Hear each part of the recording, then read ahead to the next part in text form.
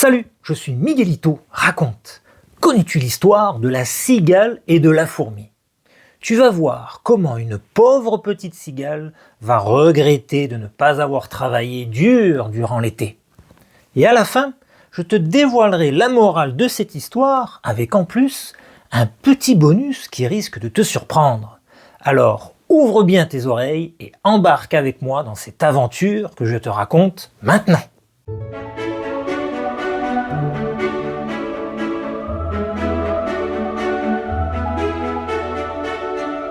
La cigale et la fourmi.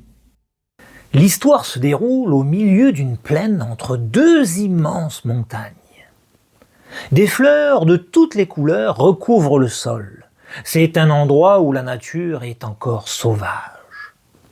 Sur un champignon, une cigale chante et danse sous le soleil de l'été. La cigale adore chanter et passe ses journées à sauter d'une fleur à l'autre. Pendant ce temps, au même endroit, une fourmi passe ses journées à travailler dur pour faire des provisions de nourriture. C'est une petite exploratrice, avec des antennes curieuses et des petites pattes rapides. Chaque jour, dès que les premiers rayons du soleil lui réchauffent le cœur, la cigale commence sa joyeuse chanson.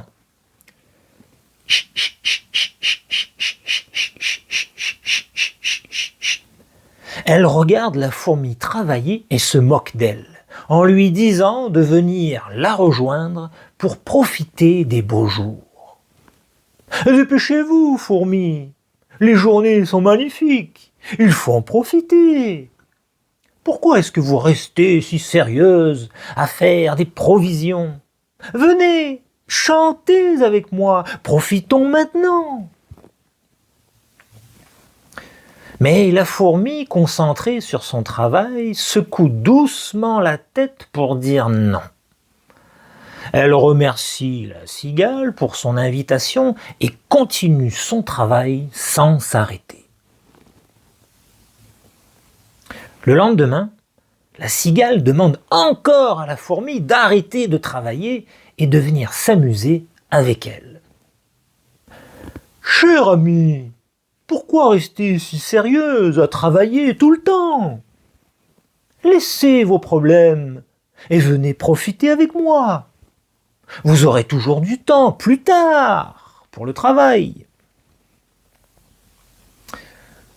Le temps passe, et avec l'arrivée de l'automne, la forêt se prépare au froid de l'hiver. La cigale, toujours heureuse, continue de chanter sans faire attention au temps qui change. La fourmi, elle, continue de mettre de la nourriture de côté pour survivre pendant les jours difficiles de l'hiver. Finalement, l'hiver arrive, froid et dur. La neige recouvre toute la forêt et les animaux se réfugient bien au chaud dans leur maison. Mais la cigale n'a rien prévu.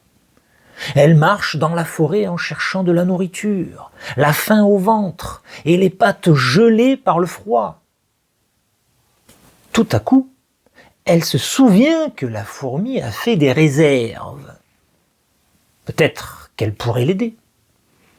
Même si elle a un peu honte, la cigale décide d'aller la voir. Elle aperçoit un petit trou dans le sol. Une douce chaleur en sort. C'est la maison de la fourmi. Alors elle s'approche et l'appelle doucement. « S'il te plaît, fourmi, prête-moi quelques grains pour que je puisse tenir jusqu'au printemps. Je te promets de te les rendre plus tard. » Mais la fourmi secoue la tête et demande. « Qu'as-tu fait tout l'été ?»« J'ai chanté, » répond la cigale. « Ah, tu chantais? Eh bien maintenant, danse !» Et la fourmi referme sa porte, laissant la cigale toute seule sous la neige. La morale de l'histoire. Mais de quoi nous parle vraiment cette histoire? Eh bien, il y a deux grandes idées très importantes dans cette fable. La première idée de cette histoire, c'est l'importance de bien préparer l'avenir. La fourmi est un bon exemple. Tout l'été, elle travaille dur pour ramasser de la nourriture, afin de ne manquer de rien quand l'hiver arrivera. Dans la vraie vie, c'est pareil. Si on met de côté ce dont on pourrait avoir besoin plus tard, on évite bien des problèmes. Par exemple, garder un peu d'argent pour les moments difficiles permet d'être plus tranquille quand quelque chose d'imprévu nous arrive. La deuxième idée parle de l'insouciance, et c'est la cigale qui la représente.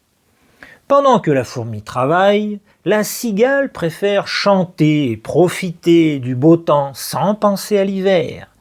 Mais quand on lui dit qu'elle devrait faire des réserves, elle n'écoute pas. Quand le froid arrive et qu'elle n'a rien à manger, elle se rend compte qu'elle a fait une erreur et doit aller demander de l'aide à la fourmi. Cette histoire nous apprend donc qu'il vaut mieux être prévoyant comme la fourmi plutôt que d'attendre le dernier moment comme la cigale. Mais dis-moi, es-tu une personne plus comme la cigale qui est insouciante ou comme la fourmi qui prévoit tout? Réfléchis bien et n'hésite pas à me partager ton expérience en commentaire. Sais-tu qu'une cigale ne vit que quelques semaines durant l'été? Donc dans les faits, elle n'a pas besoin de faire de provisions pour l'hiver, puisqu'elle ne vivra pas jusque-là. Aussi, la prochaine fois que tu entendras une cigale, tu pourras te dire que c'est forcément un mâle, puisque seuls les mâles se mettent à chanter pour rappeler les femelles.